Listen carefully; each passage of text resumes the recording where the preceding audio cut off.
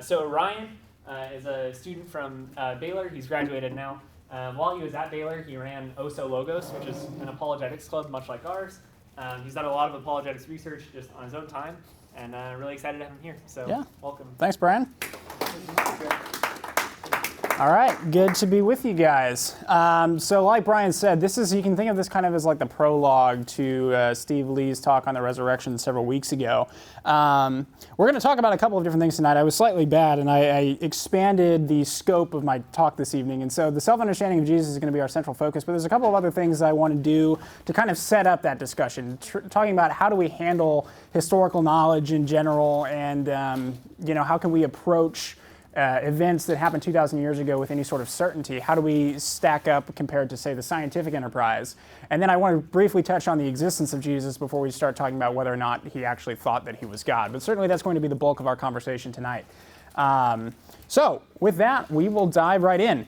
So I think most of you are familiar with the person Jesus of Nazareth, right? I think in a Christian group like this, and even among non-Christian groups, so like a group that I spoke to last night, most people know who Jesus of Nazareth was.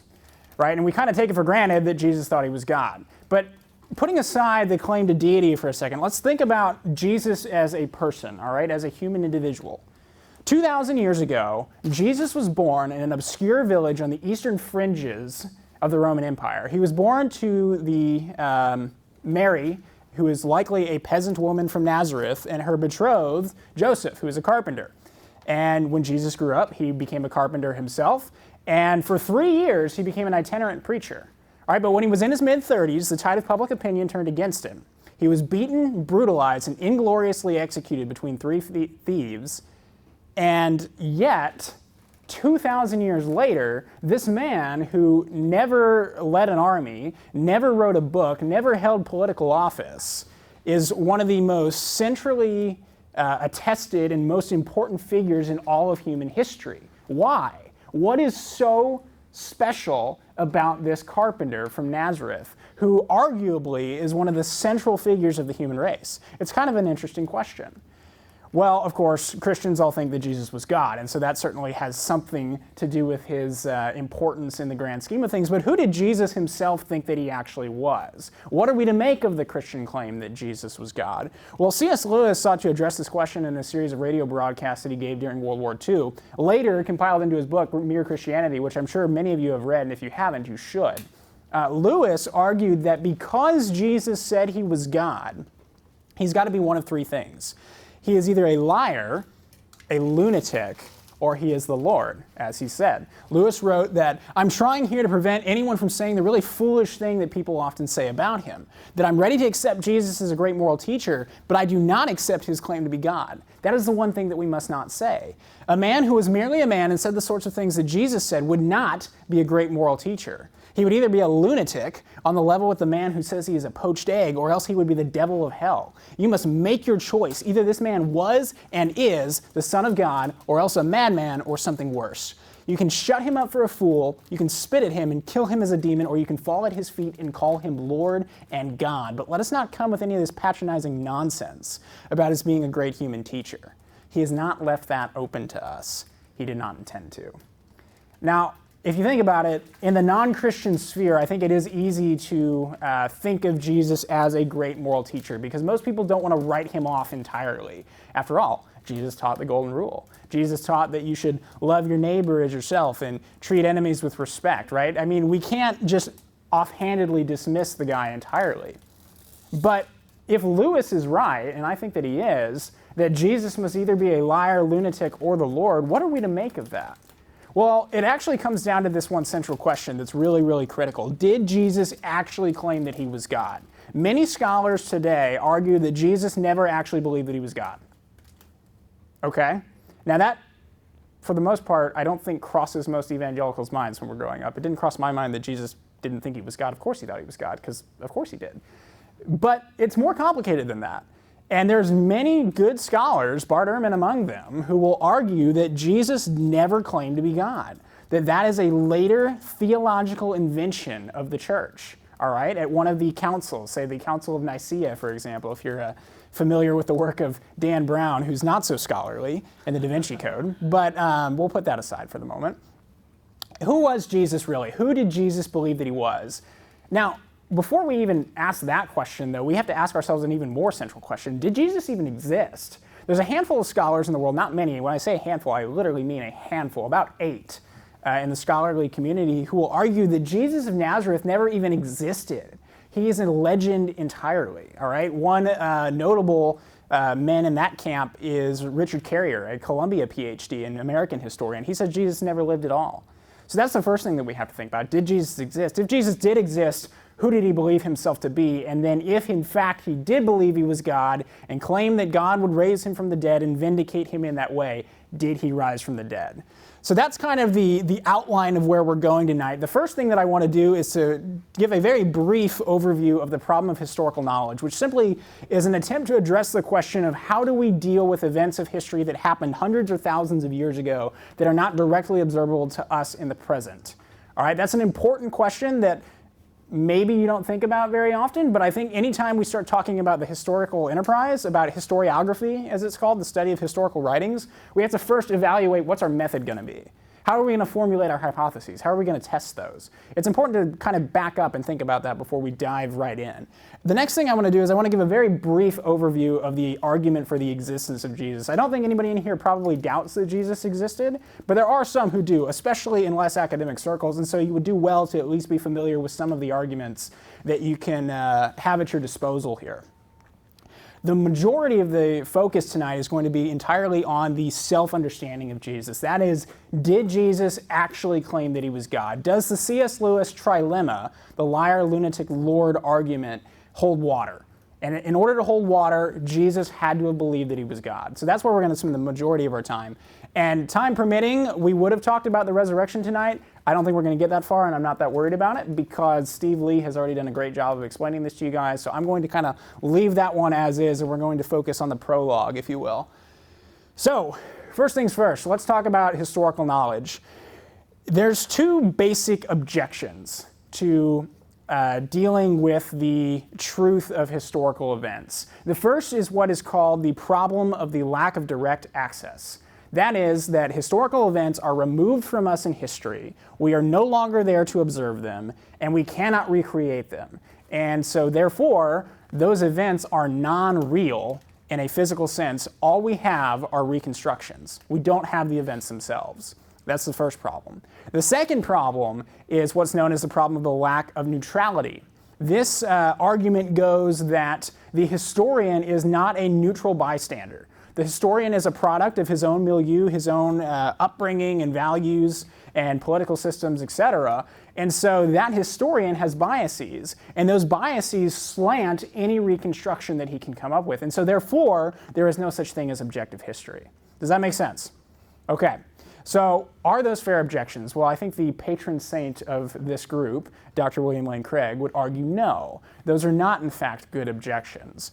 Let's talk about the first one first, the problem of the lack of direct access. Is it true that just because we cannot directly access historical events that we are somehow at a disadvantage to academic enterprises which can? Say, for example, scientific enterprise, broadly speaking, right, where you can formulate a hypothesis and go test it in a laboratory. Are we truly at a disadvantage relative to them? Well, Dr. Craig astutely points out forensics is a subdivision of science which is entirely based on reconstructions, and yet forensic science is a field that we respect. We employ forensic scientists all the time in criminal investigations and other matters. Geology is entirely like history in the sense that we can never recreate geological events, and yet we certainly employ geologists to study the early Earth, don't we? And we don't question their work. Particle physics is another example of this. You can't directly observe a lot of particle physics. What's that? We're getting closer, that is true. But, you know, there's parts of that you can't directly test it in a laboratory. You can indirectly test some things, but Craig would argue you can indirectly test history in that same way. And so perhaps we're not as disadvantaged to the scientific enterprise as it at first seems. His second point is that, and kind of going back to the idea of the forensic scientists, is it true that just because a detective builds a reconstruction of a crime, that reconstruction cannot accurately represent what actually happened?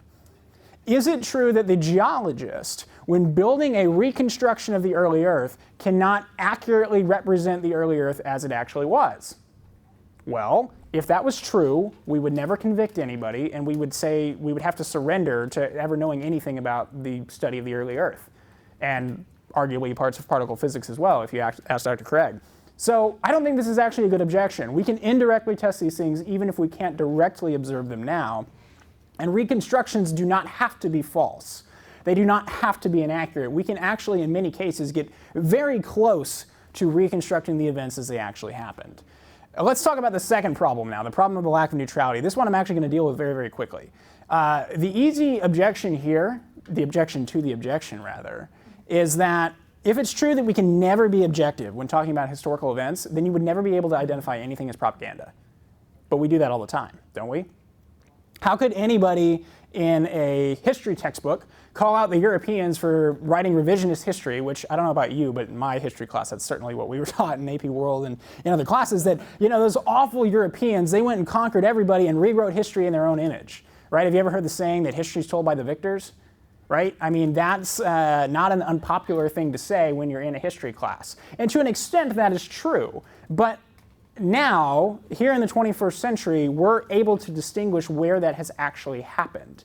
We're able to call out Soviet propaganda from the Cold War era. We're able to tell where history was in fact written by the winners and when it is not accurately representing events as they truly were. And so in order to do that, it presupposes that we have the ability to step outside of our own biases and to say that somebody else is perpetrating propaganda.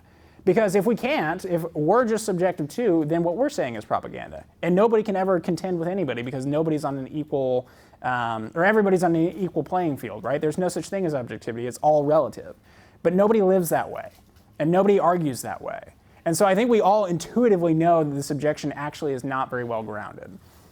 So that's all well and good, but how are we actually going to go about this process, right? It's one thing to say, okay, well, just because we don't have the direct access and just because we can maybe be objective, that still doesn't tell me how am I going to make a hypothesis? How am I going to test something that happened 2,000 years ago? It's a fair question. Well, Dr. Craig gives a two-step approach to historical inquiry in his book, Reasonable Faith, that I really like because it's simple, but it makes sense, right? The first step is let's accumulate accepted facts. You may have heard of Gary Habermas and Mike Licona, who when writing about the resurrection of Jesus, they took an approach called the minimal facts approach, which is where they essentially gathered up all the evidence that virtually every scholar agreed on, and that was their basis that they built from. Right? That's kind of the same idea here. Let's accumulate a body of evidence that is agreed upon by everybody or close to everybody, and use that as our kind of foundation. And from there, let's build hypotheses, either inductively or deductively, and let's test those hypotheses. Let's measure it up against the data and see how it checks out. Okay, great, but how do we actually test our hypothesis? Well, for that, I'm going to call on C. Behan McCullough, who is a British historian and philosopher of history, who's got several criteria that you can use to test a historical hypothesis, and really any hypothesis. The first of those is that a hypothesis which is to be preferred must have a greater explanatory scope than its rivals.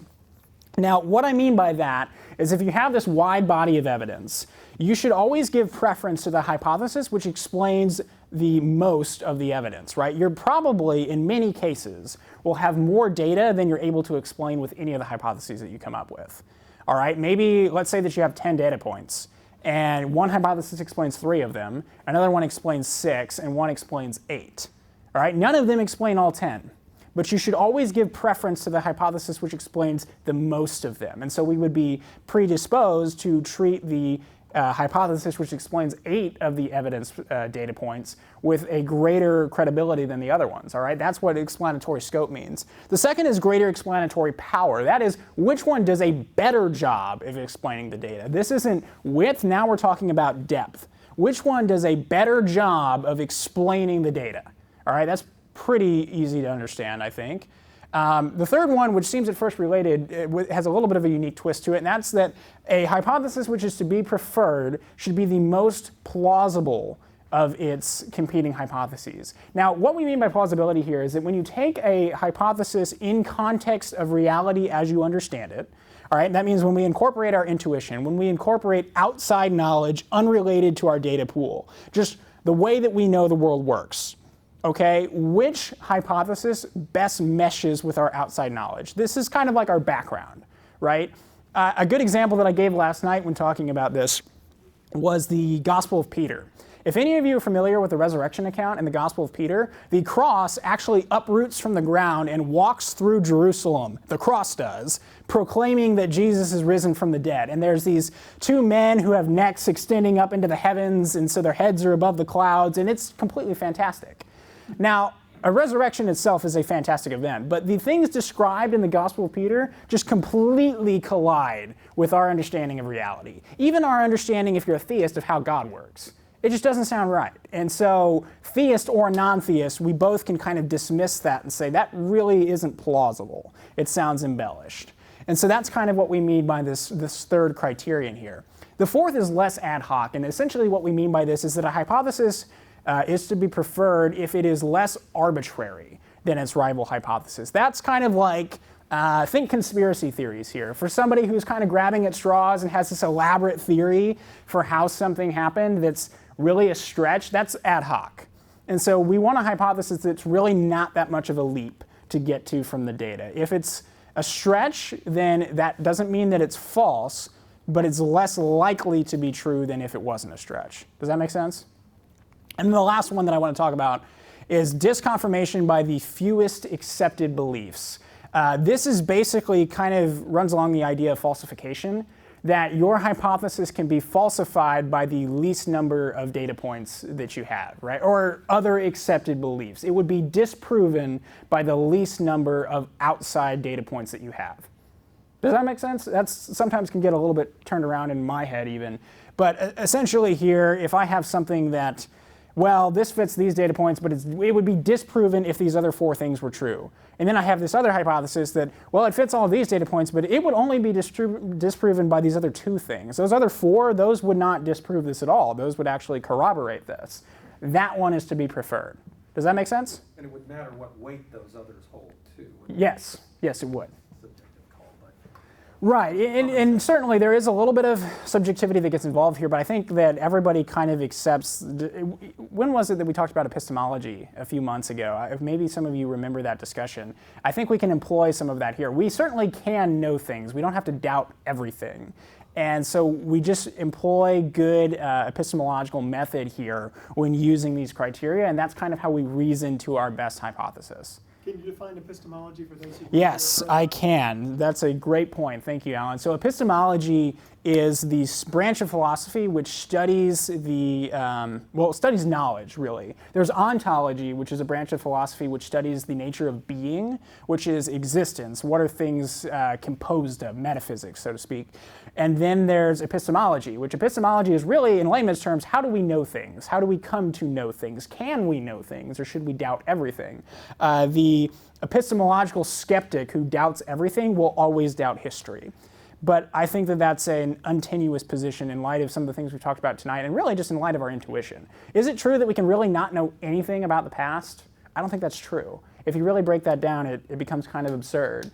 And I think if we stick to these good methods, we can actually be reasonably confident in the conclusions that we come to. So that makes sense? A little bit technical here at the beginning, but I think it's important to lay this foundation before we start talking about the historical Jesus, because well, actually, I'm going to get to that in a minute. So we'll come back to this idea. So that's the problem of historical knowledge. Now, I really quickly, if I can, kind of want to fly through this one. But I quickly want to talk to you about the existence of Jesus, because anytime you start talking about historical Jesus studies, you have to start by establishing whether or not Jesus existed, right? That makes sense.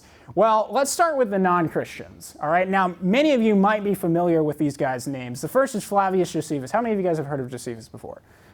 Awesome. So I don't have to go through the trouble of explaining all about Josephus and his background. But as you know, Josephus was a Jew, a Jewish general, actually, who surrendered to the Romans during the First Jewish-Roman War, found favor with the Emperor Vespasian, and went on to become a biographer for himself and also a historian. And he wrote this massive volume, which I actually have on my bookshelf, and is about the size of a Bible, called The Antiquities of the Jews.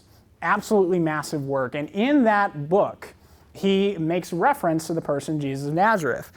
Josephus wrote that at this time there was a wise man who was called Jesus. His conduct was good and he was known to be virtuous. And many people from among the Jews and the other nations became his disciples. Pilate condemned him to be crucified and to die, and those who had become his disciples did not abandon his discipleship. They reported that he had appeared to them 3 days after his crucifixion and that he was alive. Accordingly, he was perhaps the Messiah, concerning whom the prophets have recounted wonders. Now, I would be remiss not to mention that there's controversy about the Josephus account. Now, the account that I've shown you here is, as best as we can tell, the closest representation of what Josephus originally wrote.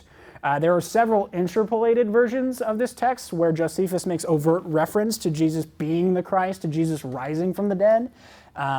But Josephus wasn't a Christian, so those are most likely not accurate accounts. This one we think is the closest to what Josephus originally wrote. And you can see the bare bones of the New Testament outline are in this account. Think about it. We have that Jesus was a virtuous man, that he was a teacher, that he had disciples from the Jews and the Gentiles, that he was condemned to be crucified under Pilate, that the disciples reported that he had appeared to them alive 3 days after his crucifixion, and that people believed he was the Messiah. Funny, that sounds an awful lot like the skeleton of the New Testament, coming from somebody who was a non-Christian. Now, what about an anti-Christian? How many of you are familiar with the works of Tacitus? Okay, so some people, but less people. So Publius Cornelius Tacitus was a Roman historian who lived, as you can see, 56 to 117 AD, but he wrote biographies of all the Caesars that had lived before him, from the time of the founding of the empire around the turn of the century, all the way through his lifetime. And so one of those biographies was on the Roman Emperor Nero. How many of you are familiar with Nero? Has anybody seen the new movie, by the way, Paul, Apostle of Christ? You should see that movie. There's certainly an extent to which the authors have a little bit of creative license there, but it's a very plausible account of what could have happened during the last days of Paul's life and during the reign of Nero. It takes place during the time period that I'm about to read to you from. But anyway, Tacitus wrote about the life of Nero, and Nero really went after the Christians during his lifetime. There was a great fire in Rome that really devastated the city, and Nero blamed it on the Christians. Now, most likely, we think that Nero himself set that fire. But he pinned the blame on the Christians and really went after them for it. Now, Tacitus, when writing about this event, wrote the following, that consequently, to get rid of the report, that is the report that Nero had lit the city on fire, Nero fastened the guilt and inflicted the most exquisite tortures on a class hated for their abominations, called Christians by the populace. Now, this next part is what I really want to pay attention to. Christus, from whom the name had its origin, suffered the extreme penalty during the reign of Tiberius at the hands of one of our procurators, Pontius Pilatus. And a most mischievous superstition, thus checked for the moment, again broke out not only in Judea, the first source of the evil, but even in Rome, where all things hideous and shameful from every part of the world find their center and become popular. Now, that's not exactly a ringing endorsement of Christianity. Or Rome, for that matter.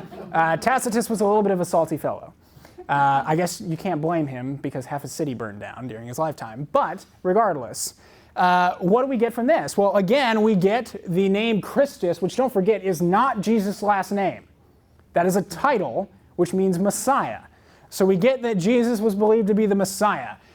We get that he was crucified during the reign of Tiberius, the Emperor Tiberius Caesar, under the procurator Pilate, essentially the governor of Judea. And there was this mischievous superstition, which from context clues we can infer is the allegation that Jesus rose from the dead, that spread all across the Mediterranean world as far as Rome. Again, that matches what we see in the Gospels and what we see in the Acts of the Apostles. It's not a lot, but it's definitely confirmation that Jesus lived and that he existed. So that has a lot of scope. Yes, exactly, precisely. Now, this list here is a list of all 10 non-Christian sources who make reference to the life and ministry of Jesus within 150 years of his lifetime. There are certainly more than this, but these guys all wrote within about 150 years of the time that Jesus actually lived, the latest being the Talmud, which is the Jewish work, if many of you are familiar with that. But we have Greeks in here, we have Syrians, we have Romans, all kinds of people, and all of them make reference to the life and ministry of Jesus. But the non-Christians aren't the only people. I think it's sometimes for evangelicals who don't think critically enough about their faith, it's easy to sometimes think that the Bible is one book, right? The New Testament is one account, but it's not. All right, we have 4 separate accounts here. And yes, there's certainly the question of independence among the Synoptic Gospels, but there is independent material, indisputably, in all 4 of the Gospel accounts. All right, and so what we're looking at here is 4 independent attestations to the life and ministry of Jesus. Perhaps not about all of the details, and we're going to get into that later, but we certainly have a body of evidence here to suggest that Jesus lived. Not to mention the rest of the New Testament, the writings of Paul, of Peter, of James, and so forth. So I think it's very clearly a case where we have a lot of attestation that Jesus lived, but that's not it either. If any of you have heard Dan Wallace talk before, Dan likes to say that even if all of the Bibles in the world were to be destroyed, we would not be left without a witness. Now, he's usually talking about the textual accounts themselves, but more broadly speaking, the early church fathers, in their 1 million, approximately, citations to one another of the New Testament, provide another line of attestation to the life of Jesus. All right, and so taking together the non-Christian sources, the New Testament authors and the apostles, and the early church fathers, men like Polycarp, Ignatius of Antioch, and Clement of Rome, we have a lot of attestation to the life and ministry of Jesus. So did Jesus exist? Most certainly. Is Richard Carrier insane? Absolutely. Undeniably. By the way, he's speaking in Fort Worth later. Is he really? Yeah. You should all go, and I will go with you, and we will ask questions about this, because I find it baffling. I find it baffling to postulate that Jesus didn't exist. It is very hard. Think about our criteria from before, right? Which hypothesis best explains the scope of the evidence, the depth of the evidence, which is the most plausible, which is the least of a stretch, and which is disconfirmed by the fewest data points? Certainly not the hypothesis that Jesus didn't exist. So I think we can be reasonably confident. So Richard Carrier doesn't count as a data point that might disconfirm very well. Well, I think Richard Carrier has to rely on other data points, because he is the historian. He is not the source. He is the historian, the compiler of the data. So that's right. He's the source of objection. So I think it's reasonably certain, right? And I don't think anybody in this room really questioned that Jesus existed, but I wanted you to be familiar with some of that background when you're talking with people who do.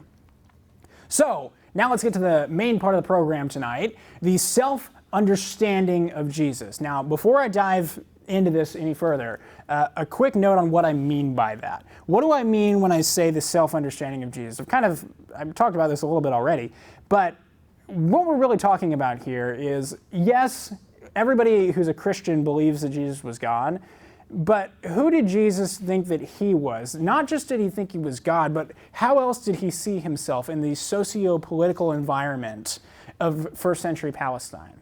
How did he see himself as a Jew? How did he see himself in relationship to the political authorities of the day, the Sanhedrin, the Romans? Where did he fit into the eschatological timeline of the nation of Israel? All right, Jesus was certainly a Jew and a law-abiding Jew. So how did he fit into the program and kingdom of God? That's really what we're getting at here. And so let's dive right in.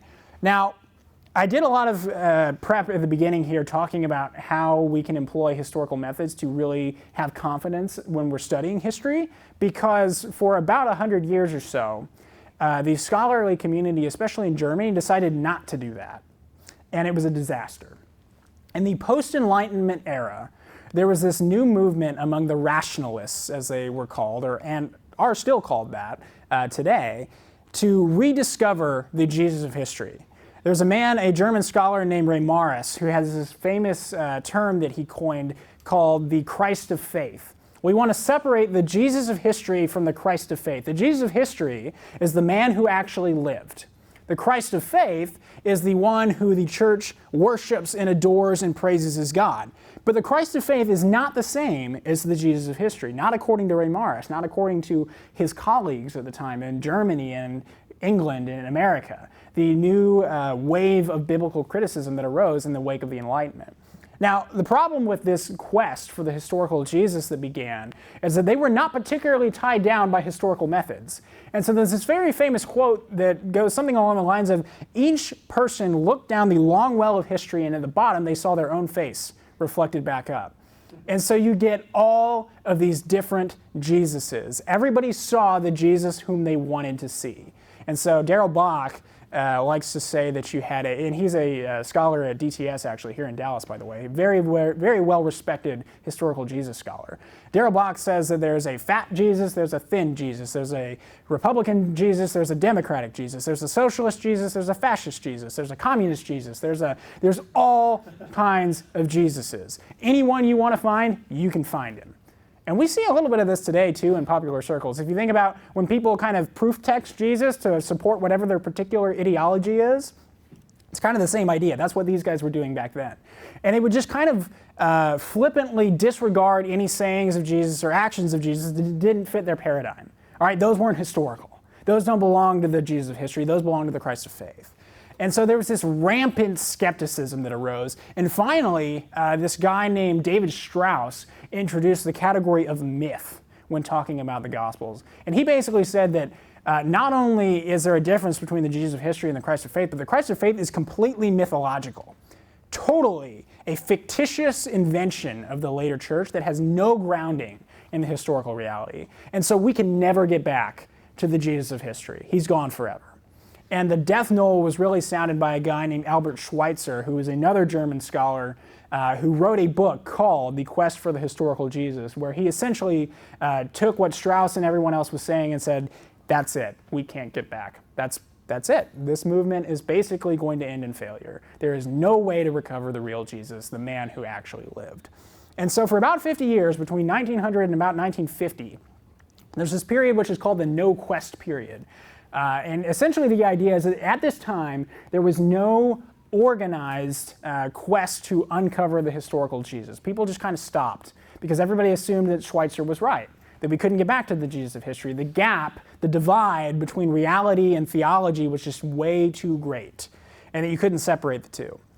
But in the 1950s, a student of Rudolf Bultmann, who, if you know of Bultmann, he is not particularly conservative in his leanings whatsoever. He very much held to the category of myth, but one of his students actually fought back against the master. We have a little bit of an Anakin versus Darth Sidious thing here going on, where neither of these guys are particularly conservative evangelicals, but one of them finally says to the master, the apprentice says to the master, actually, you're mistaken. There's a lot that we can learn about the Jesus of history, and theology and history are not mutually exclusive categories. We can still uncover truth about the man who actually lived. And so this spurred a new second quest for the historical Jesus. It was called the New Quest, because at that time there were only two. Now there's three.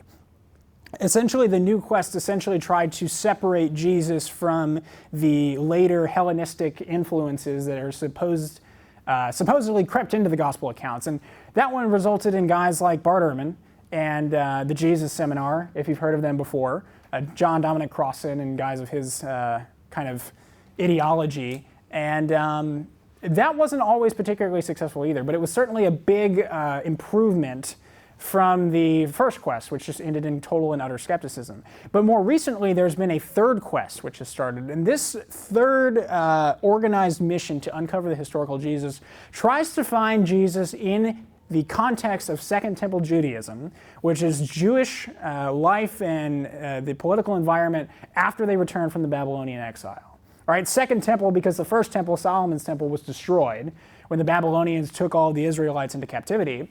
And so it's Herod's temple, the second temple, hence the name, the time in between Malachi and the coming of Jesus. All right? And essentially, the third quest wants to find Jesus in his Jewish context. And this is far and away the most, in my opinion, the most productive of these quests, and the one which really is the most careful about method and tends to be the most conservative, and I don't think that's necessarily a coincidence. But enough about the background. Let's actually get into the meat of the program. When talking about historical Jesus studies, we are going to layer on additional criteria on top of the hypothesis testing methodology that we've already developed. These are what's called the criterion of authenticity, and these are like gospel in historical Jesus studies. You have to talk about them, all right? And they are this. The first is what is called multiple attestation. And that simply says that if you're going to talk about an event as being historical, whether it's a saying or an action or anything of that nature, you have to have multiple independent sources attesting to that event. This is far and away the most important one. If you have multiple attestation, you can be reasonably confident that there is a historical grain of truth in that data point in question. All right. The second one is the criterion of embarrassment. This one is also particularly important. Essentially, this says, is there something about the account, whether it's a saying or an event or whatever, that would not be likely to have been invented by its authors, either because it's embarrassing to the author, it's embarrassing to the subject matter, or it is likely to get them in trouble with somebody. It's kind of a simplistic way to understand it. Basically, is it just very, very unlikely that this would have been invented? Now, I'm going to give you an example about this from the resurrection accounts. If you remember when Steve Lee was talking about the empty tomb, he said that it's interesting that the first people to discover the empty tomb were women. Do you remember that? Because back in the first century, women did not count as credible witnesses. Thankfully, that is not the case anymore today, but back in those days, that certainly was the case. They didn't count. So why would you use people who are culturally not considered credible witnesses to be your first witnesses? It is very unlikely that that would have been invented, and so that passes what is called the criterion of embarrassment. The third one is called dissimilarity. This one's extremely hard to establish, but essentially dissimilarity says, is this event both not like Judaism that preceded it and not like Christianity that came afterwards? Basically, the idea is if it's neither from Judaism nor from Christianity, it must belong to Jesus, because otherwise, where does it come from? Right? If the argument is that Jesus is all the things that he said and did were a product of the later Christian theology, if you can establish that this is totally different from that, well, then that's probably accurate. What's the problem with this one, though? It's kind of, yeah, well, go ahead. No, continue. I am sleep deprived. No worries. So the problem with dissimilarity is because it assumes that Jesus, being a Jew, would not take things from his Jewish background and incorporate them.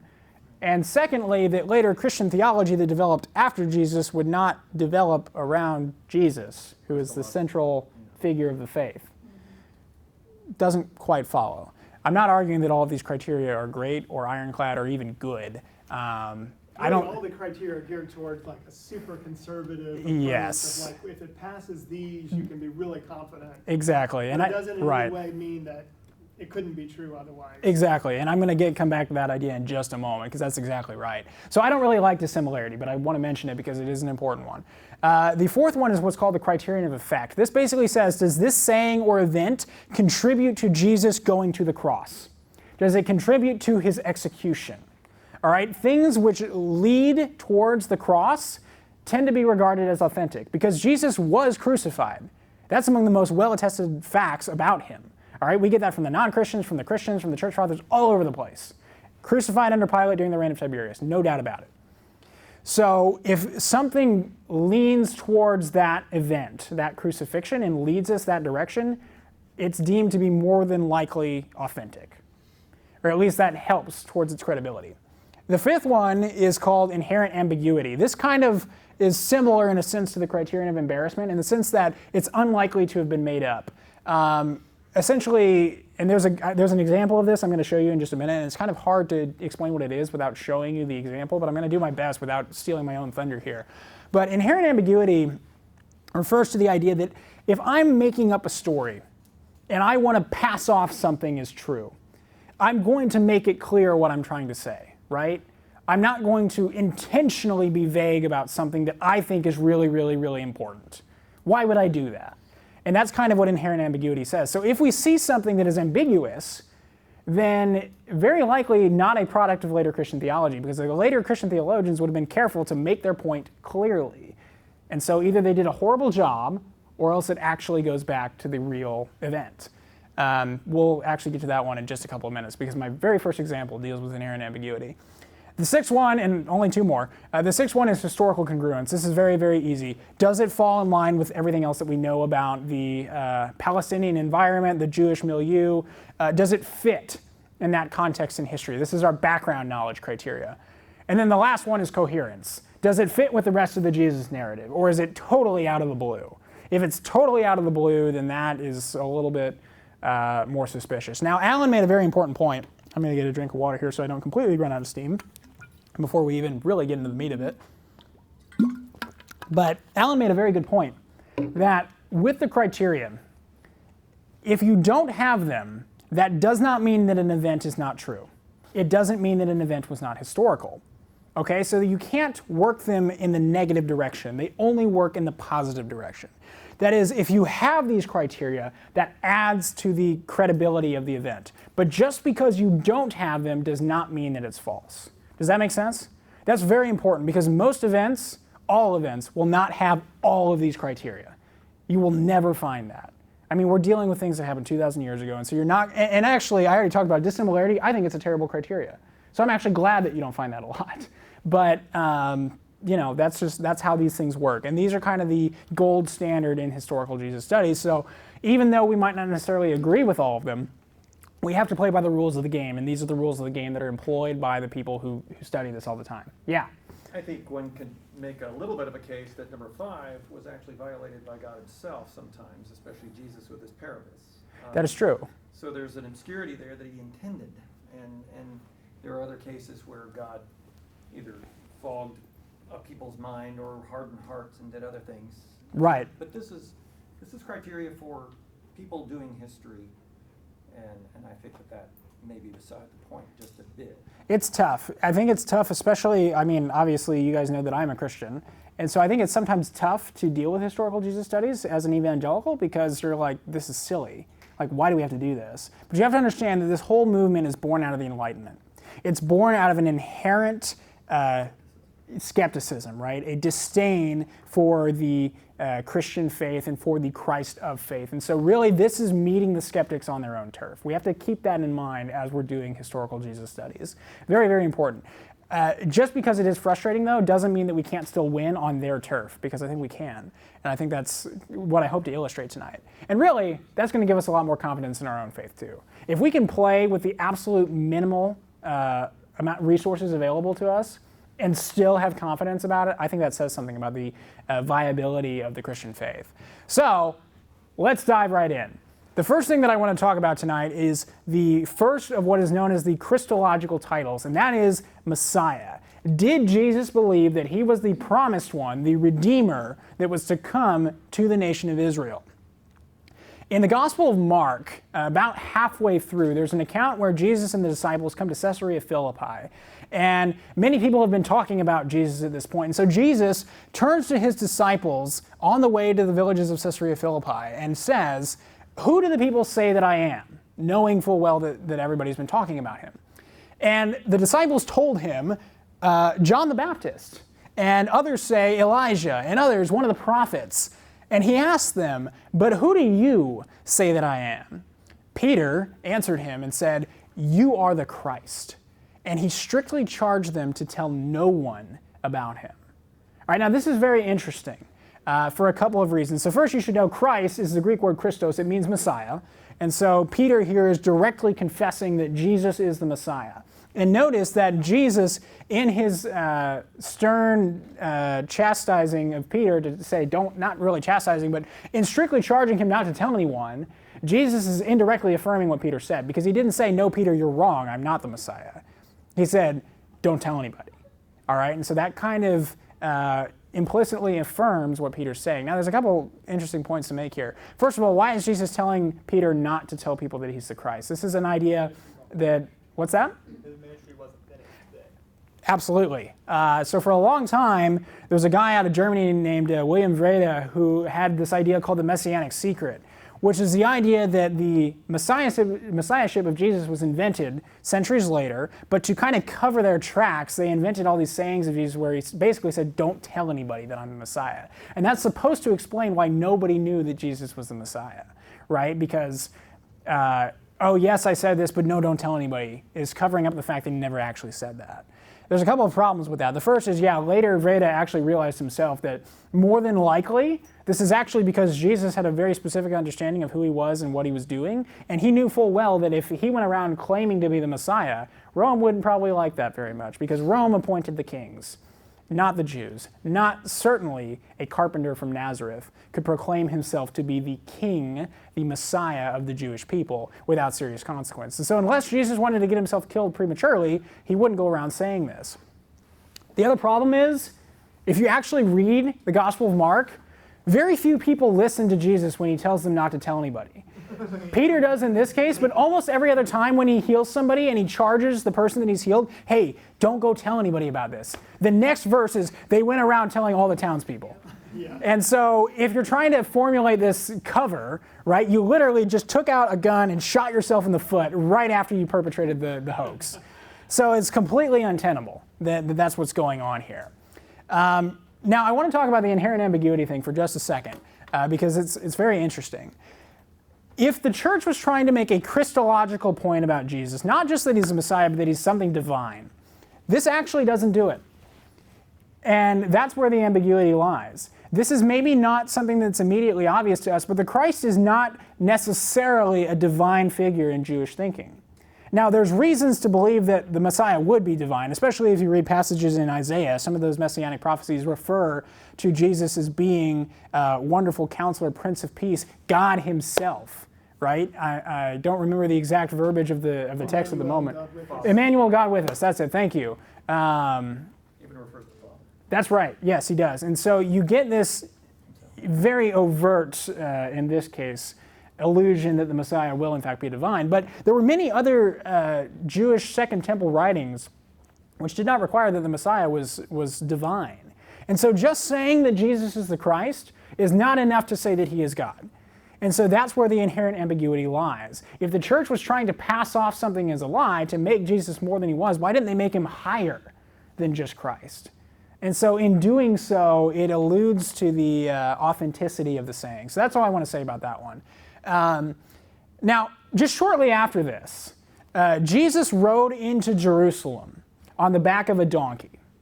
Okay, and everybody threw palm leaves down in the streets and started acclaiming, blessed is the one who comes in the name of the Lord. What is this event? This is Palm Sunday, right? 1 week before Easter.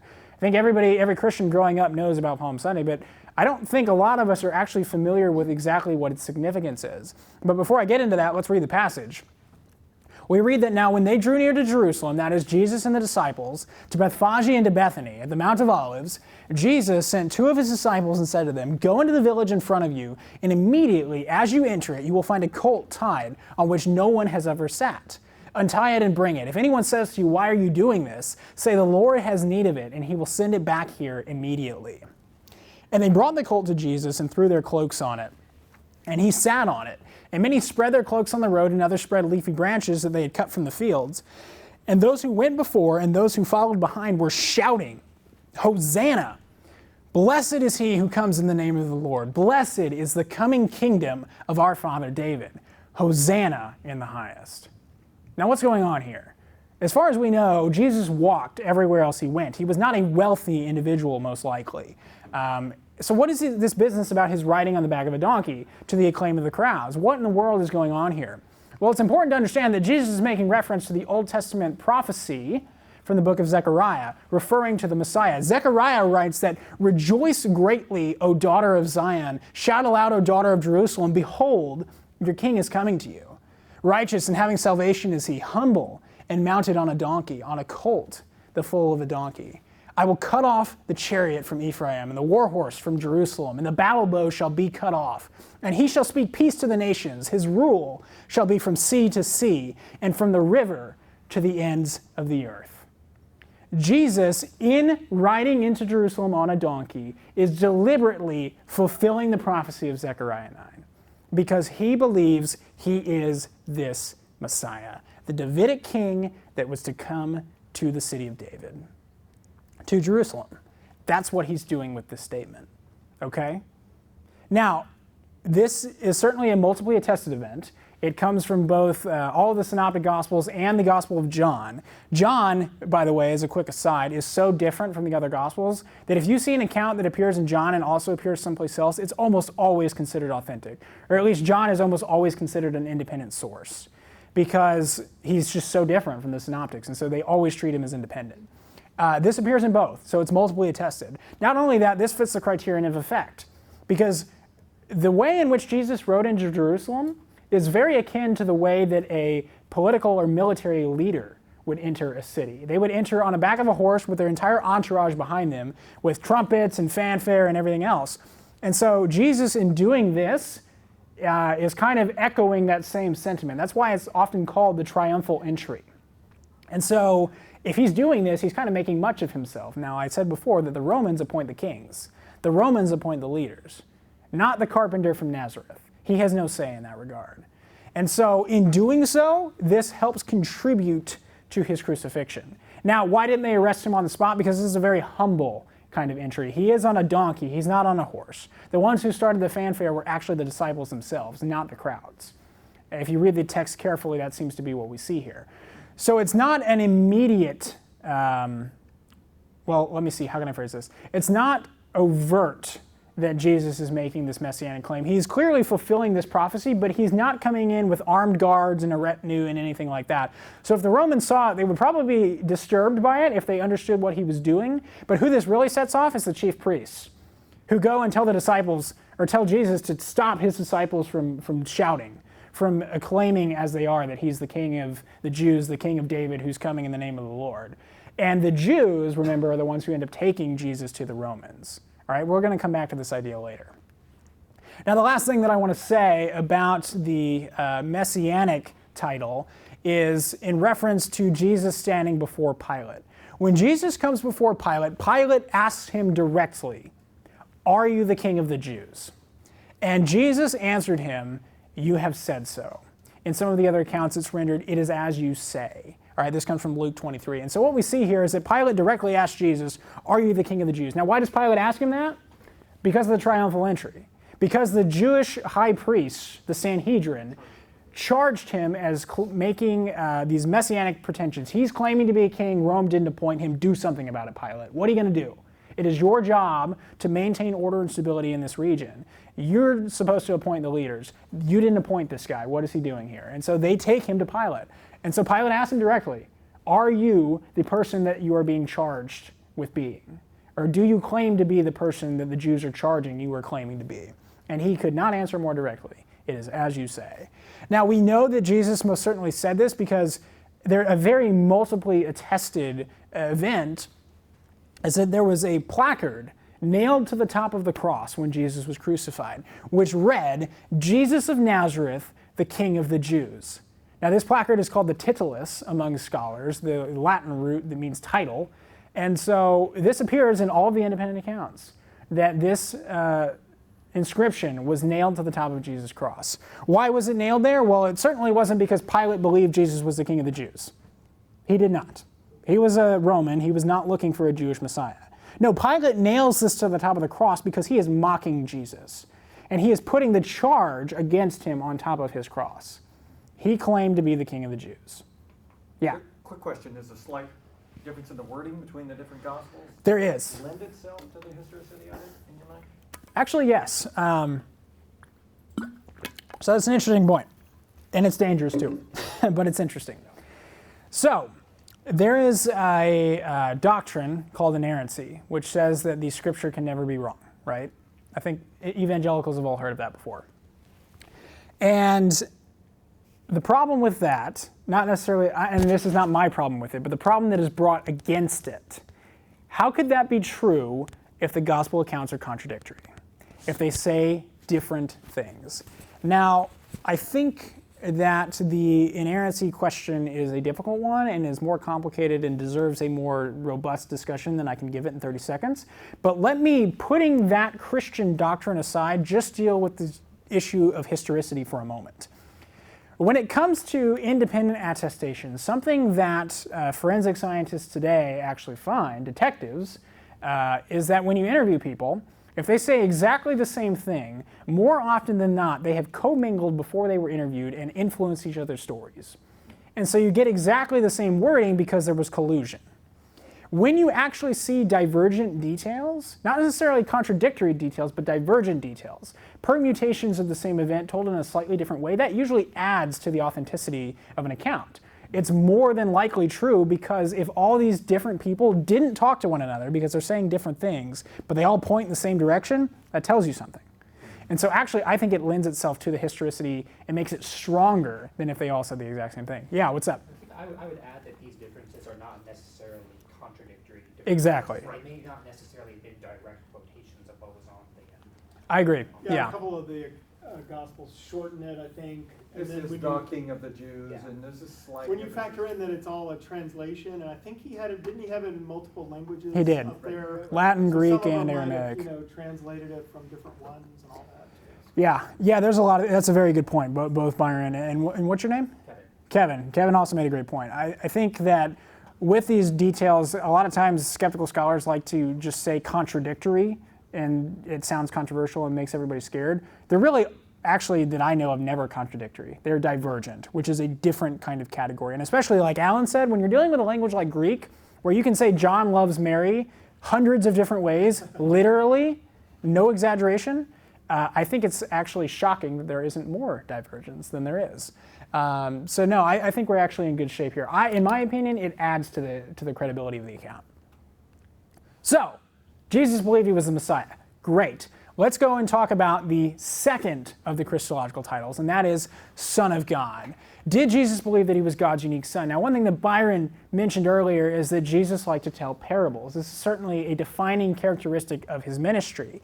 And one of the parables that I think everybody is familiar with is the parable of the vineyard and the wicked tenants. All right, this is multiply attested in the gospel accounts and in the different accounts, but it's also attested in the Gospel of Thomas, which is a non-canonical gospel, not in the canon. It is not believed to actually be the work of the Apostle Thomas, and it was probably written much later.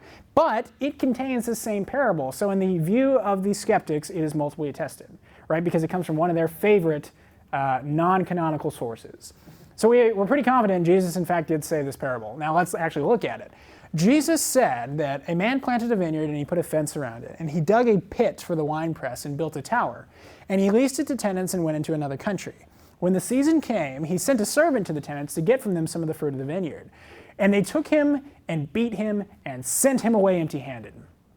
Again, he sent to them another servant, and they struck him on the head and treated him shamefully. And so he sent another, and him they killed. And so with many others, some they beat and some they killed. He had still one other, a beloved son. Finally, he sent them to them, saying, "They will respect my son." But those tenants said to one another, "This is the heir. Come, let us kill him, and the inheritance will be ours." And they took him, and they killed him, and they threw him out of the vineyard. Now, what's going on here? A perhaps not as widely known as it should be fact is that this parable is a reference to Isaiah chapter 5. And in Isaiah 5, the vineyard is representative of the nation of Israel. The tenants are the Jewish priests, the Levites and the Sanhedrin, and those who are entrusted with the nation of Israel and its spiritual well-being. The servants sent are the prophets of God, Jeremiah, Isaiah, Habakkuk. Has anybody read Habakkuk, by the way?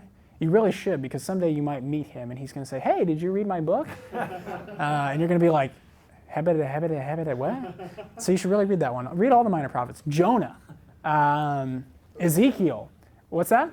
Hosea. All the prophets. These guys are the servants, because what happened to a lot of these guys? They were rejected by their own people, and many of them were killed.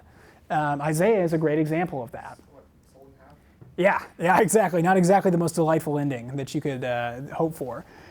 And the final figure in this parable, the son, is unquestionably Jesus himself. When you read the context clues, you know that Jesus is making reference to himself, because what happens after this? The priests get offended because Jesus is supposedly blaspheming. Why? Because he is making himself akin to the son in this parable. And who is the master of the vineyard? The master of the vineyard is God himself.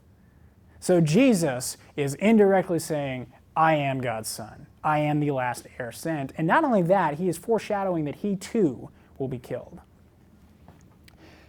Did I press the wrong button? Shame on me. Did I? Yes, I did. All right. So that's the parable of the vineyard. Now, furthermore, Jesus didn't only speak about this in parables. Sometimes he was more direct. And one characteristic of Jesus' ministry and his teaching was that he often referred to God as a father. All right? Now, it's not common in Jewish religious language to think of God as a father. It was done occasionally, but it is not the common thing to do. All right? Now, even if it was, Jesus did not say merely that God was the father of the nation of Israel. No, actually, Jesus said God was my Father. All right, that's very clear in several of the passages that we have. In Matthew 11, Jesus said that all things have been handed over to me by my Father, and no one knows the Son except the Father, and no one knows the Father except the Son, and anyone to whom the Son chooses to reveal him. So here you get this direct, unique, filial reference to God as Abba, as Jesus' personal Father. All right, that's pretty direct. That's not particularly implicit in this case. Now, is this event authentic? Is this saying authentic? Well, Jesus making reference to God as my Father is multiply attested all over the place in the different gospel accounts. Furthermore, this fits the whole inherent ambiguity criterion of embarrassment that we talked about earlier. Well, why is that? Because Jesus says here that no one knows the Father except the Son, and no one knows the Son except the Father. Is that something that the church is going to make up? That you can't know Jesus except unless you're God? Or that, that's actually it. Because then at the end here, he says that the Son can reveal the Father to people, but no one knows the Son except the Father. That's what Jesus said. Now, what does that mean? That's a different question. But the point is, this is an inherently ambiguous saying. It is not likely to have been invented by the early church. All right, and so we can believe that Jesus actually said it. Now, the last thing that I want to touch on as it pertains to the Christological title of Son of God is the Jewish examination of Jesus. Jesus before the high priests. When he stands before Caiaphas, all the charges were being brought against him, and the account in Mark says that Jesus remained silent, and he made no answer. And again, the high priest, Caiaphas, asked him, "Are you the Christ? Are you the Son of the Blessed?" And Jesus said, "I am. And you will see the Son of Man seated at the right hand of power and coming with the clouds of heaven." And the high priest tore his garments and said, "What further witnesses do we need? You have heard his blasphemy. What is your decision?" And they all condemned him as deserving death. Now, what's going on here? Well, we see that Caiaphas actually uses two of the Christological titles here. He says, "Are you the Christ, and are you the Son of the Blessed?" Now, I said that the Jews didn't often refer to God as a Father, but they did refer to him as the Blessed One. It was a reverential term that they used rather than saying the name of God, Yahweh. And so when he says, "Are you the Son of the Blessed?" he's actually saying, "Are you the Son of God?" And Jesus answers in the affirmative. In all four of the gospel accounts, again, we see different permutations, either "I am," or "it is as you said," or "you have said so." But essentially, we see that Jesus directly responds with the positive answer, "Yes, I am." And not only that, but you will see me seated at the right hand of power and coming with the clouds of heaven. Now, again, a multiply attested event. And not only that, but there's another minor detail in here that's very, very easy to miss, very subtle, but rings of authenticity. You see this line here where it says that you will see the Son of Man seated at the right hand of power? Why is the word power used there? Well, as it turns out, I've mentioned already, the Jews were very reverential of God. And they would not say the name of Yahweh. And so if in an examination or a trial, the person who was brought before them committed blasphemy and pronounced the name of God, in the recording of that event, a different term would be used instead of the name Yahweh. All right, they would come up with something else like Adonai or power or another term to refer to God rather than Yahweh himself. And so if this was a late invention by the early Christians who had no qualms about pronouncing the name of God, why did they do this? Why did they write in this subtle term here rather than saying the name of God directly? It rings of authenticity, most likely because this is what was actually said. Jesus actually said, "You will see the Son of Man seated at the right hand of Yahweh and coming with the clouds of heaven," which that is as direct as you can get. All right, so this is a very, very interesting passage. Now that Jesus indeed was claiming to be God and was claiming to be divine is very obvious, not only from the text itself, but from the way that the way that Caiaphas reacts. When he tears his clothes, that's what the Jews do when blasphemy is committed. He cries out and says, "You have heard his blasphemy, condemn him to death." And that is exactly what they do. They take him to the Romans, charge him with sedition, and have him crucified. Now let's talk about the last of the Christological titles. This is Son of Man. Now, Son of Man is perhaps the most overlooked and the most important of the three titles. It is Jesus' most favorite term for himself, and he uses it over 80 times in the Gospels. And only one of them comes from a source other than Jesus himself. And even that one is in reference to something that Jesus said. So even that one is not really an exception. It is only found on the lips of Jesus. But what does it mean? Well, it's interesting to point out at first that Son of Man is actually an idiom in Hebrew that simply means a human being. Kind of like the same way that the son of David is David's son. The son of Charles is Charles' son. The son of a man is a man, the son of another human being.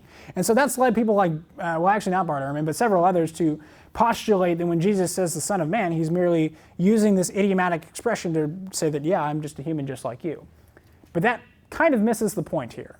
Because when Jesus says that he is the Son of Man, he does not say, I am the son of a man. He does not say, I am a son of man. He says, I am the son of the man. That is how it is rendered in the Greek. And we don't do that in English because it's awkward to say that, but that's what it actually is. And what is he referring to? Well, Jesus is referring to an eschatological prophecy from the book of Daniel. In Daniel chapter 7, the prophet wrote, I saw in the night visions, and behold, with the clouds of heaven, there came one like a son of man. And he came to the Ancient of Days and was presented before him. And to him was given dominion and glory and a kingdom that all people, nations, and languages should serve him. His dominion is an everlasting dominion, which shall not pass away, and his kingdom one that shall not be destroyed. When Jesus says, I am the Son of the Man, he is making reference to this Danielic eschatological figure. He is saying, I am the Son of Man, to whom will be given all power, all glory, and all dominion over this world and the next. And if you read the context in which Jesus says these Son of Man sayings, there is no doubt that this is who he's making reference to. Even skeptics like Baylor Ryan acknowledge that Jesus is making reference to an eschatological figure. The question then becomes, is Jesus referring to himself or to someone who comes after him? But from the context, I think it's pretty obvious that Jesus is referring to himself. Now, perhaps my favorite one of these passages we've actually already seen. Let's return to Caiaphas. Let's return to the Jewish examination of Jesus. We saw already that Caiaphas asked Jesus, are you the Christ? Are you the Son of the Blessed? And Jesus said, I am. But look what he said next. You will see the Son of Man seated at the right hand of power and coming with the clouds of heaven. What sounds familiar in that passage? You will see one like a Son of Man coming with the clouds of heaven. And here we see coming with the clouds of heaven. The exact same phraseology, the exact same title. Jesus is undeniably making a reference to the Danielic prophecy. All right, he is claiming to be the divine eschatological Son of Man, unquestionably. And that contributes to Caiaphas's cries of blasphemy. All right, now this is not the only passage where Jesus makes these kind of claims. He said in Mark chapter 8, for whoever is ashamed of me and my words in this adulterous and sinful generation, the Son of Man will also be ashamed of him when he comes into the glory of his Father with the holy angels. Again, we see this reference to glory. And in Mark 13, again, the clouds. We will see, or they will see the Son of Man coming in clouds with great power and glory. And he will send forth the angels and will gather together his elect from the four winds, from the farthest end of the earth to the farthest end of heaven. Did Jesus believe that he was the eschatological Son of Man? Yes, he did. Undeniably so. And this is attested all over the place. It is extremely difficult to just offhandedly dismiss all of the Son of Man sayings because they are so prevalent in all of the sources. So, that wraps up the Christological titles. I'm going to spend the last 15 minutes that I have talking about what's known as implicit Christology. These are, rather than sayings, actions that Jesus took, things that he did, which also contribute to this divine Christological view of Jesus. The first pertains to Jesus' authority as a teacher. When prophets came in the Old Testament, they said that, thus says the Lord, and then they gave their word from God. But Jesus never did that. When Jesus taught, when Jesus spoke, he never said, thus says the Lord. He says, amen, I say to you. He spoke of his own authority. And what did that lead to? Well, we see in Matthew that when Jesus finished these sayings, the crowds were astonished at his teaching, for he was teaching them as one who had authority not one of their scribes. The scribes, like the prophets, would say, when reading from the Hebrew Scriptures, thus says the Lord. Jesus never said that. Jesus taught of his own authority. Who has the authority to speak for themselves but God alone? No one in Jewish thought. And yet that's exactly what Jesus did. Jesus also went to correct the prophets. He corrected the law. All right, consider the account of divorce in the Gospel of Matthew, or pertaining to divorce. One of the Pharisees came up in order to test Jesus and asked him, "Is it lawful for a man to divorce his wife?" And he answered them, "What did Moses command you?" They said, "Moses allowed a man to write a certificate of divorce and to send her away." But Jesus said to them, "Because of your hardness of heart, he wrote this commandment. But from the beginning of creation, God made them male and female. Therefore, a man shall leave his father and his mother and hold fast to his wife, and the two shall become one flesh. So they are no longer two, but one flesh. What therefore God has joined together, let not man separate." All right, Jesus presumes to correct Moses. Moses is the central figure in Judaism, except for God himself. I mean, Moses is the guy, and yet Jesus presumes to correct their understanding of Moses' teaching. Who can do that but God himself? No one is the answer, and yet that's exactly what Jesus did. Now, the second thing pertains to Jesus' authority to forgive sins. All over the place in the gospel accounts, Jesus is telling people that their sins are forgiven. One notable example of this deals with the paralytic, who in this story that I think all of you are probably familiar with in the second chapter of the Gospel of Mark, Jesus is in Peter's home. And there's a big crowd in there listening to him teach, and these friends come and bring their paralytic friend because they've heard that Jesus can heal people. But they can't get to Jesus because there's such a big crowd. And so instead they go up on the roof, they remove some of the thatch, and they lower the man down on a pallet. The account reads this way: "And when Jesus saw their faith, he said to the paralytic, 'Son, your sins are forgiven.'" Now some of the scribes were sitting there questioning in their hearts, why does this man speak like that? He is blaspheming. Who can forgive sins but God alone? And immediately Jesus, perceiving in his spirit that they thus questioned within themselves, said to them, "Why do you question these things in your heart? Which is easier to say to the paralytic, 'Your sins are forgiven,' or to say, 'Rise, take up your bed and walk'? But that you may know that the Son of Man has authority on earth to forgive sins, he said to the paralytic, 'I say to you, rise, pick up your bed and go home.' And he rose and immediately picked up his bed and went out before them all." The Pharisees here hit the nail on the head. In Jewish thinking, no one has authority to forgive sins except God alone. Now, why is that? Because when you commit a sin, who is the crime against? The crime is against God Almighty. So no one can pardon that sin except for the one whom has been offended, right? The offended party has to be the one to forgive the offense. And yet here, Jesus forgives the offense. He is claiming authority which belongs only to God. All right, Royce Grunler, who's another New Testament scholar, in one of his books called New Approaches to Jesus in the Gospel, said that the evidence clearly leads us to affirm that Jesus implicitly claims to do what only God can do. The religious authorities correctly understood his claim to divine authority to forgive sinners, but they interpreted his claims as blasphemous and sought his execution. All right, again, this fits multiple attestation all over the place, but also, again, the criterion of effect, because this offends the Jewish leadership, because they see what they perceive to be blasphemy. And in a culture in Second Temple Judaism where the chief priests and the Pharisees are desperately trying to bring the nation of Israel back into covenantal faithfulness with God, because anytime you see the nation of Israel oppressed, it is typically a sign that they are in covenantal unfaithfulness with God.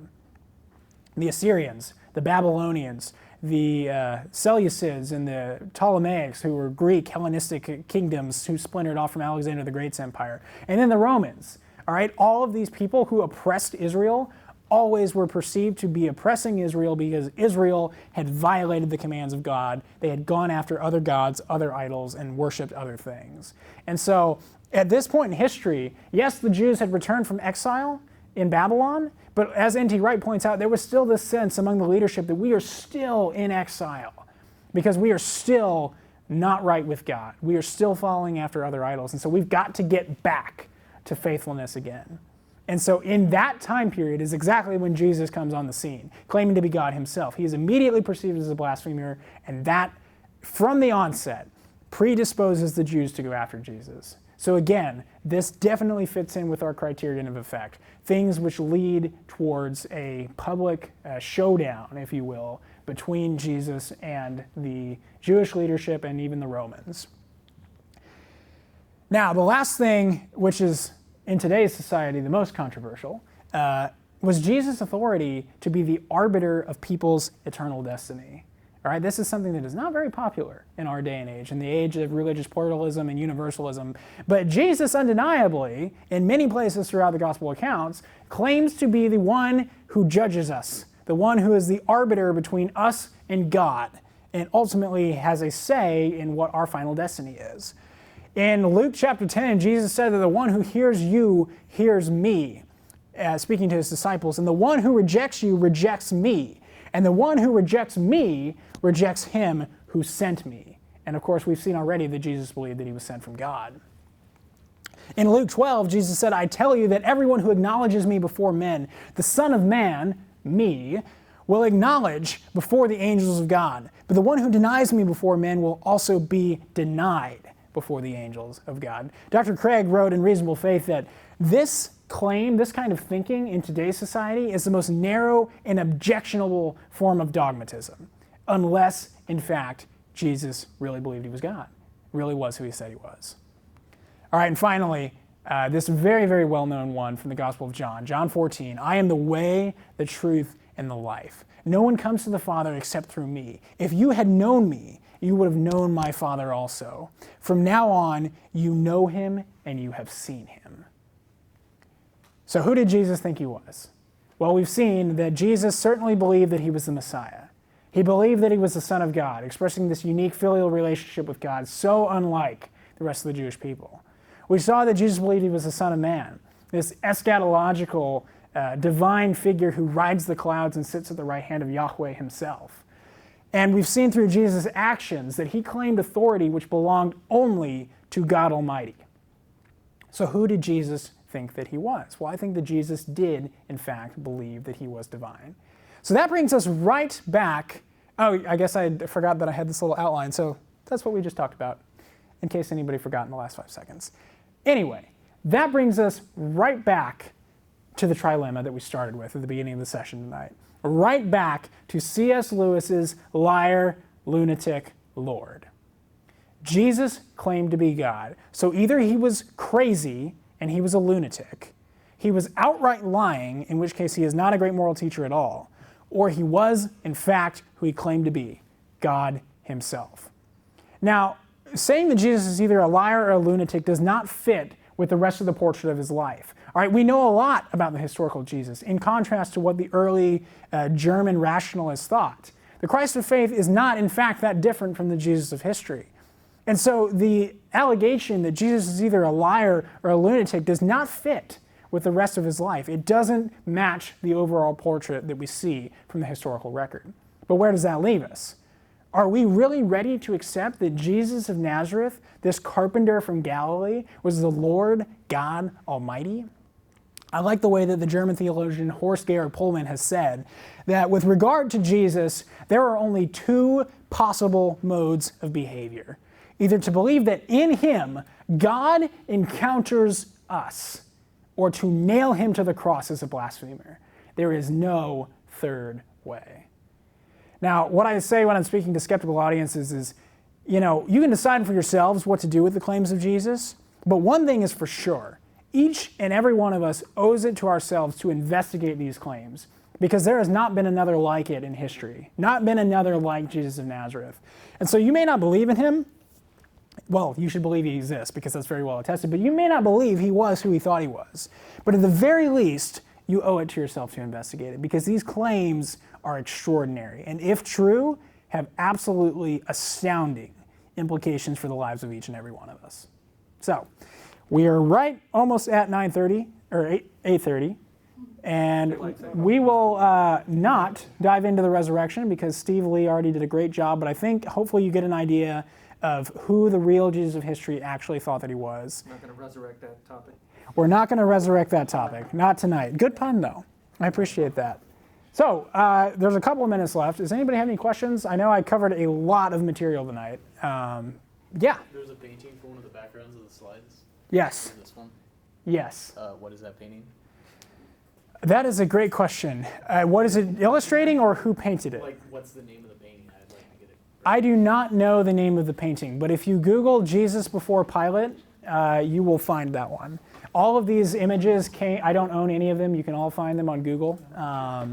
But actually, that one is just, if you Google Jesus before Pilate, yeah, well, there's this little trick. I don't know if you know about it, but if you go on Google Images and you set go to Tools drop down and set the size to large, you'll only get high resolution, large quality images. And if you Google Jesus before Pilate and only look for large HD images, you'll find this painting pretty quick, because there's not actually that many. It's very frustrating when you're building a 100-page slide deck about Jesus, because you quickly run out of Jesus pictures to use. I just like to throw that out there. And so thank God for the Passion of Christ, because Jim Caviezel plays a great Jesus, and I needed basically all of the images I could find of him. But not the crucifixion. Yeah, that's in the next section, which we're not getting to tonight. I know we've got a lot of data, but it was really striking to me that before in the trial before the Pharisees, that he got downright direct with some good old doctrine. That Jesus spoke a different way to the crowds sometimes than he did to the teachers of the law. And does that lend itself to historical credibility? It seems to me that when you change up and you know what you're talking about and you use the passage skillfully, or whichever passage it was, Right. that this lends historical credibility? Yeah, I think it does, but it's not immediately obvious. But there's more going on here. So when Jesus talks to the crowds, he often obscures his identity. And many people think that the reason why Jesus prefers to refer to himself as the Son of Man rather than using the term Christ and the term Son of God all the time is because Son of Man is a much more oblique self-reference. It's not as obvious what he's referring to, and so the chief priests will know what he's referring to, and perhaps some of the populace did. But broadly speaking, the everyday Galilean Jews are not going to be as aware of exactly what Jesus is saying. Now, why would he do that? Well, Barrett kind of alluded to this earlier, but Jesus has a plan, right? He knows what he's going for, and he can't prematurely get himself killed. If he goes around claiming that he's the Christ, claiming that he's the Messiah, the King of the Jews, and this unique filial Son of God, the Jews will arrest him, they will take him to Rome, say, this man is claiming to be a king, crucify him for sedition. And in fact, that's exactly what happened, but not until Jesus wanted it to happen. Not until the time was right. Exactly. For most of Jesus' ministry, he was very, very ambiguous about who he was. It was only in the last week of his life that he really started to get direct and overt with people.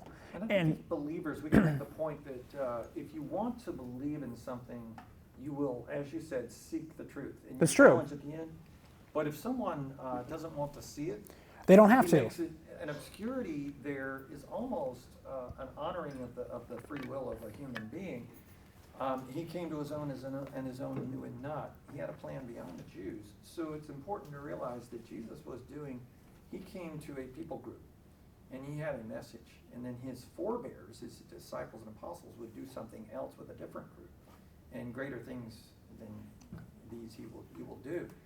So certainly. He had he talked about context, very important, audience, very important.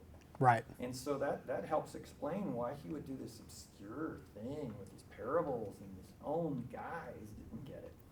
Yeah, no, absolutely.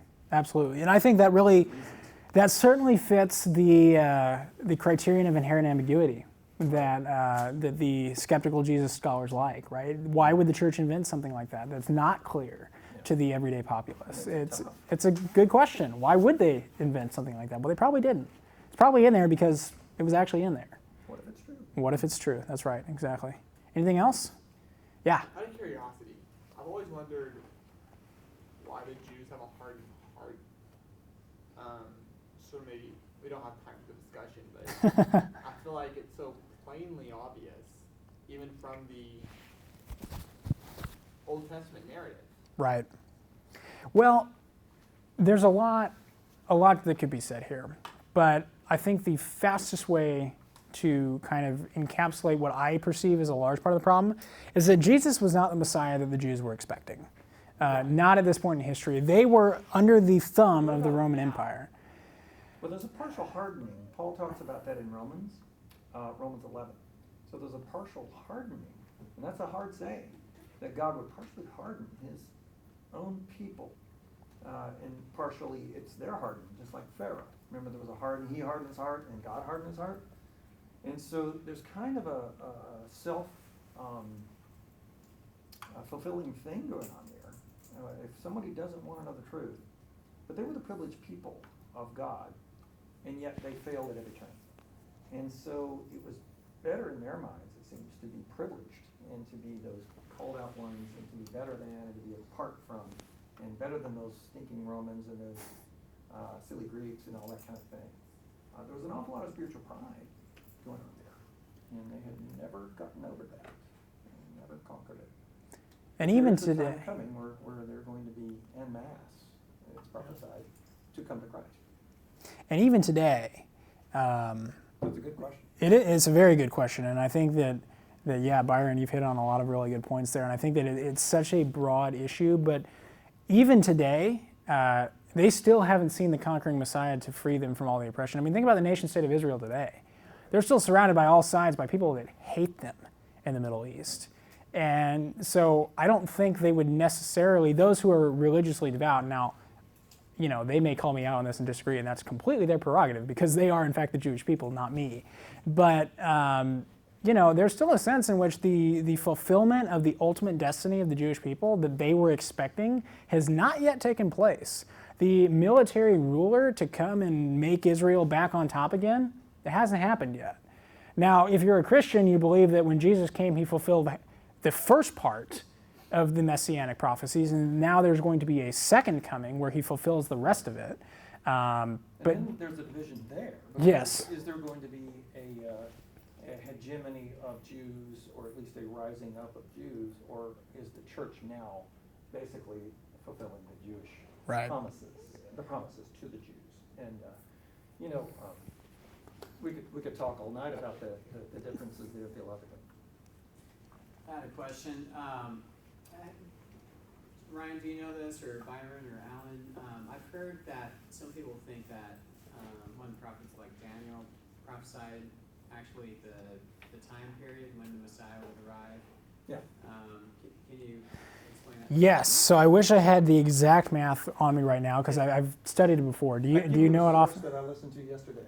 Okay. Dan Ray came here and talked about the actual, a different kind of event, an astronomical event that we did at Fort Worth. But he went on. I'll just try to post it to the page.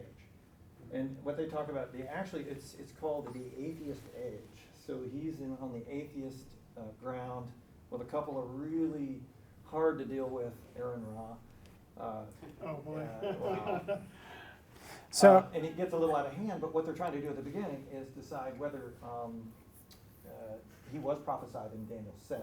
And then they actually do the math on the screen. So it's actually very helpful for that question. I'll post that to the Reasonable Faith UTV, but you might want to. yeah, and so the prophecy that's being referred to there is a 70 weeks prophecy, and essentially what is said is that from the time in which the decree goes out to rebuild the temple in Jerusalem to the coming of Messiah will be 70 weeks. And I'm paraphrasing a little bit there.